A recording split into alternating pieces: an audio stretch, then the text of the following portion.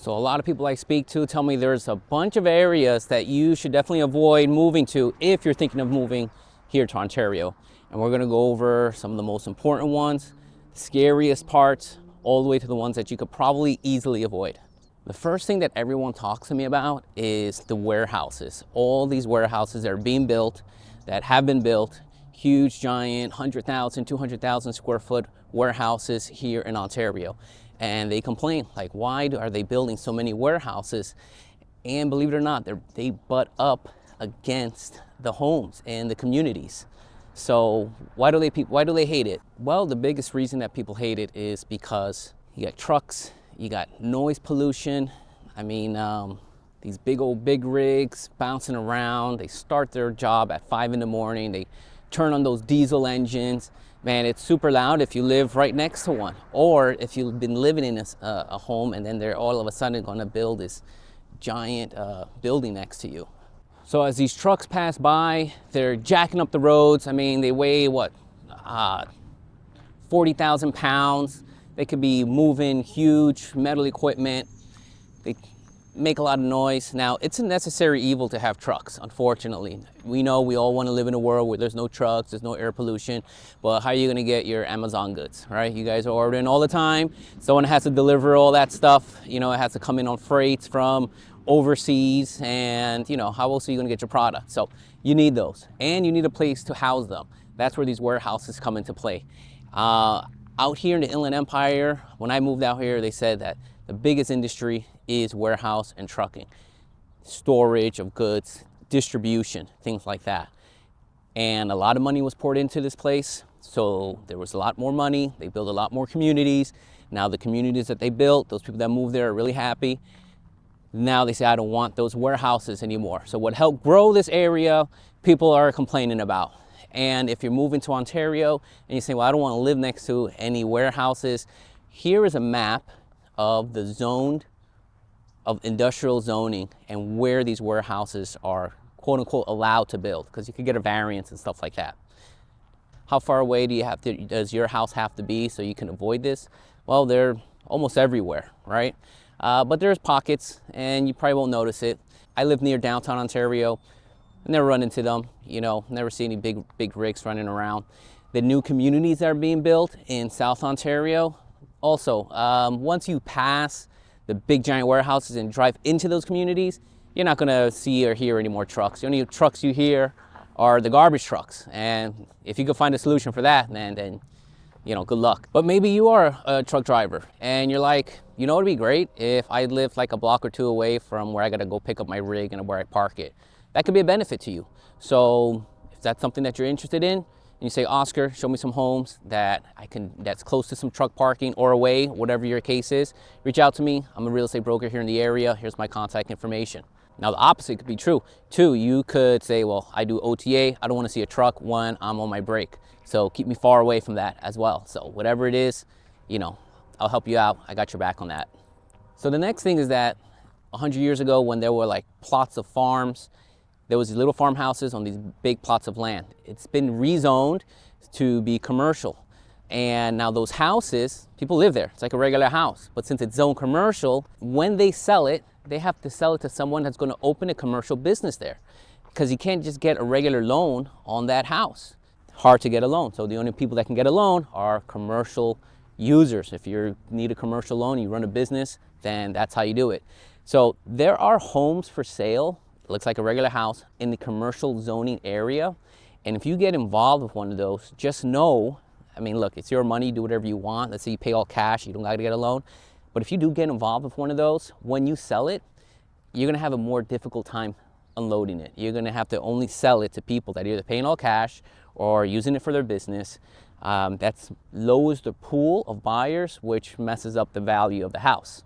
So just keep that in mind. Now, here's the zoning map so you can see. Now it's not all encompassing because things change all the time. It's a zoning map so you can see where to buy, where not to buy. It's weird because right across the street there's a bunch of houses and you're just saying, hey, I'm only 20 feet away from those. How come, you know, my house is zoned commercial? Or this house I'm interested in buying looks like a good deal. Why is it zoned commercial? Why can't I get a loan on that? yeah, that's just how the zoning is. And of course, if you need a little more guidance, and reach out to me, I'm here to help. And if you like what some of this information, hit that like button, subscribe. I go over all the communities here in the area, so that way you can stay on top of what's going on. The next neighborhood that people tell me I do not want to live near, they say, Oscar, find me something away from there, are homes that are close by highways or trains or anything that makes a lot of noise. So there's two major railroads that run through Ontario. And again, since these were built like 100, the community was here like 100 years ago, they didn't really plan out knowing what's going to happen 100 years later. You have homes right along the railroad, and those trains, they have those train horns. I don't know if you've ever heard one, but I live about 1.5 miles away from that, and when it's quiet enough, I can still hear that train horn, and I'm 1.5 miles away. So if I was just 50 feet away, man, that would wake me up like crazy. The thing is that since land is a little scarce, they still build. As you can see, they're still doing construction right up against the railroad. And those trains start like at 4 in the morning. Yeah, I hear them at 11 o'clock at night. So maybe you could upgrade those windows and it doesn't make that big a deal. But yeah, this train runs all across the line. Now, again, you might say, you can't wake me up, you know what I mean? Then don't worry about that. If you like living near the trains because you're saying the noise is not going to bother me, you might get a good deal on a house because everyone else is saying, keep me away from there. So just keep that in mind. But again, when you're going to go sell that house, you're going to move, same deal. You're going to have to sell it at a discount or less than what something 1 mile away would be because not everyone wants to live next to the train. People are telling me, I don't want to be near that train. It's so loud. Okay, so the city of Ontario has been getting a lot of money and revenue from the airport, from the malls, from the convention centers, from the new construction that's being built. It's a growing city, which is pretty good.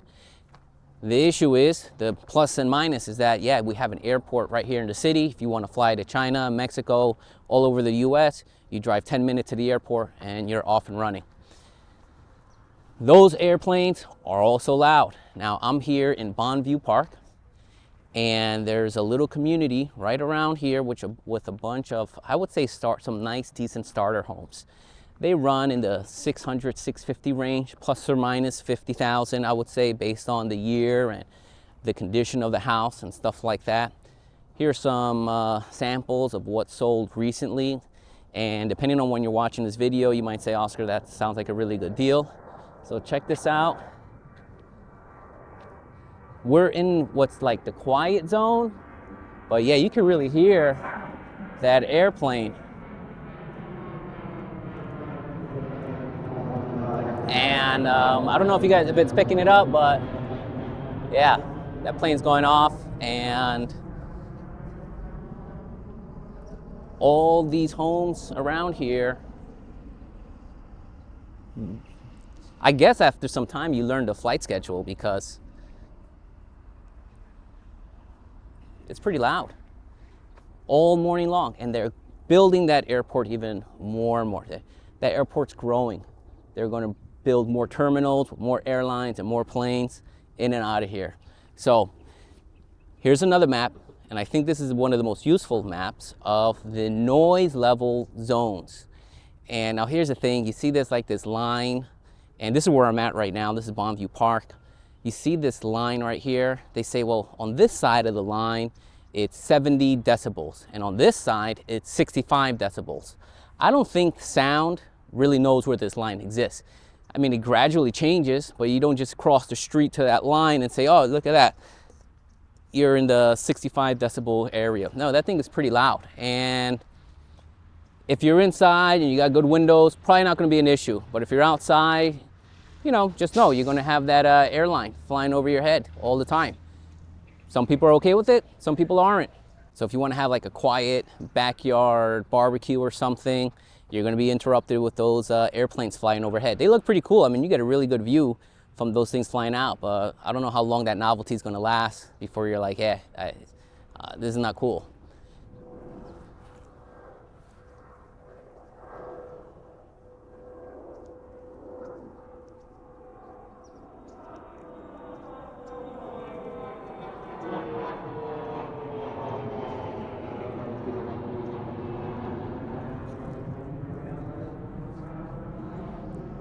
There goes the other one. I mean, that was just only like 2 minutes. So every 2 minutes you might hear the plane going off. Now, I think they stop around midnight. So after midnight, you won't hear those planes. But who knows how long that's going to last. I've taken flights at 11:30 from Ontario. I've arrived at 5 a.m. sometimes. So you get that 6-hour break. So here's the deal. When you're buying a house here in California, you have to get a disclosure packet called Natural Hazards Disclosures. By law, they have to give you this 70-page document, and it tells you everything that is going on in and around the house. Like if it's fire prone, if you're in like a fire area, a flood area, or an airport noise area. Now, most of the people that I've given these disclosures to, they skim through it. They really don't read it. They're like, okay, whatever. I know there's an airport there. I know there's a mountain here. I know there's a forest there. But what if you're going to buy a house? You're going to get that. You're going to read through it. And that's going to give you more information specifically on the home, where the fault lines are here in California, because there's earthquakes. So, yeah, there's no avoiding that. Just don't come to California if you're really afraid of earthquakes. They happen kind of regularly. But if you say, well, I don't want to be near all these fires, I hear about the fires, well, that's disclosure is going to tell you if you are or aren't. But before you start looking, you can really start eliminating those things. And of course, your real estate agent, your real estate broker is going to help you guide you in the right direction, so you don't waste any time going out seeing homes that are in this fire, these fire-prone areas, right? Because the problem with those fire-prone areas, which Ontario really doesn't have any because we're not in any forest or anything like that. Rancho and Upland, they have those issues.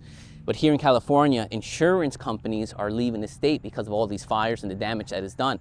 So when you're going to get a house, besides just the mortgage payment and the taxes, you also got to pay insurance, fire insurance. And you need to find out what those cost. So when you're submitting these offers, have an insurance agent already on hand and say, hey, I'm looking at this house. Can you tell me what my fire insurance is going to be? Because you might get like unpleasant surprise the day at closing saying, yeah, we thought it was going to be like $100 a month. It's $400 a month. That's a big difference. That might even kill the deal. So these are just little things that you should know when you're thinking of buying any house anywhere, so that you're not hit with any surprises. So I would say the last type of house that I personally will stay away from, and this exists in any neighborhood, in any city, are homes that are on the corner of a block. For whatever reason, people don't forget how to drive or something, and I've seen so many of these corners and cars just crash into those fences. And if you're hanging out there, if your little one, I got a 3-year-old, and if he's out there and the car drives through, forget it, I'd lose my mind, you know what I mean? So danger-wise, I personally would stay away from those corner homes. Now, if it's in like a smaller community where there's not a lot of speeding going on, you might be all right with that. But if you're in like busy street, so this here on Bondview, it's kind of a busy street. Someone runs their stop sign or something, doesn't pay attention, and you're in that corner, that's where the cars end up. Check out these articles that I found. They go over, unfortunately, all these accidents that happen. I had a client that bought a home, wasn't on the corner. They were moving from it. They were renting a house. And they said within the past 3 years, 11 car accidents. Their car's been hit twice. And then the other 9 times were people just hitting the home that they were renting. So yeah, they totally understood and really opened my eyes as to how dangerous these corner homes could be. Now, can it be fixed? Yeah, there's traffic patterns that can be changed. There's bollards that could be installed. A few things can happen, but I guess it's not important to a lot of people. So these accidents are going to keep happening, unfortunately. Now you might say, okay, Oscar, that's great. I know what to avoid. So what should I get? What should I not get? Well, the last video I did was this new 1,000 unit apartment building complex that's being built here in Ontario. And my opinion as to whether to consider that one or something else. So you might want to check that one out. And until then, I'll check you guys out soon.